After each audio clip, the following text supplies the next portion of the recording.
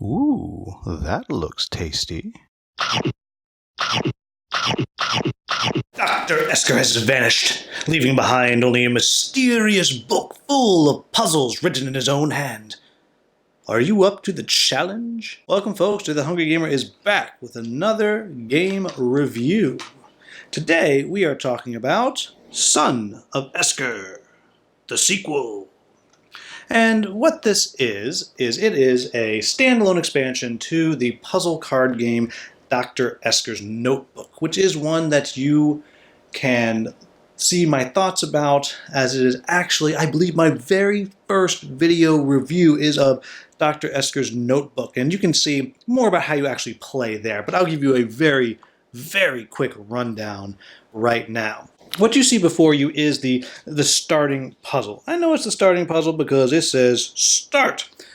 And so I'm not spoiling anything for you, and I'm not going to actually show you how to solve it. And I will say that the deck comes with several puzzles, and they're each differentiated by different pictures on the back of the cards. And you can see here all the different ones. What you're doing is, on these cards are like different pages in the notebook, and they have words written on them, as you can see here. You know, to town, no swim. There's a little path here, some trees. Let's grab another one. Here you have catch and release only, and so on. And somehow, through these cards here, you have to do something with them. Maybe there's math you have to do, maybe somehow there's a word game you have to do, maybe it's a logic puzzle, maybe it's a spatial puzzle, maybe it is any other kind of puzzle that I am leaving out at the moment. And somehow through that, you are coming up with a 2, 3, or 4-digit number. None of those numbers can be the same, 0 through 9. And then what you're going to do is you have solution cards here. And I don't have them in order, but that's okay. And whenever you think you have the right number, let's say we think it is, I don't know, we'll go with 7, 0, 5, and 4. I think the answer is 7, 5, 4. Why? Because reasons. And then you take them and you flip them over and you take a look and see if you have solved the puzzle. And when I say see if you solved the puzzle, I mean if you have the right answer in the right order, somehow it will clearly state what the next deck that you need to try to solve is. Excuse me, not deck, puzzle. And so, for example, it might say George Washington somehow on these cards here. Maybe it would have the, oh, there's ORG. So maybe it would be GEORG and then a picture of Washington or something. I don't know. And then I would know George Washington is the next puzzle that I'm supposed to solve. If you get stuck, then you can always go to the website and get hints. And the hints come from very basic and barely helpful all the way up to practically telling you how to solve the puzzle. In any event, I'm not going to go into it very deeply. What do I like about this sequel? Now, this is not including everything that I like about the initial game and mechanics, which I think are very well done. Just going to talk about this particular version and how does it compare with the first. And I think it compares very, very well. I think the puzzles are all solved very differently, which I really like. I say all the puzzles.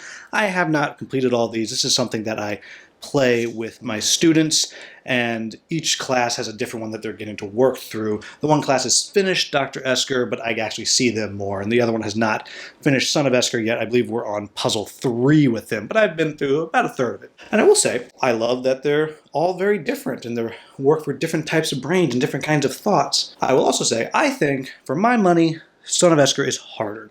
It's not an easy game. If you are into puzzle games, that is probably what you're looking for. Again, like the other one, it's very portable. It's really, really affordable. And if you're into puzzles or you have friends that are into puzzles or family members, then this is a wonderful thing to gift to them, to give to them. If you're on a vacation with them, it's a great way to spend some time as a whole family trying to figure it out. I really have no complaints about it. The only thing that comes close to a complaint for me is you can only do it once. But then again, as I've said, it's not expensive.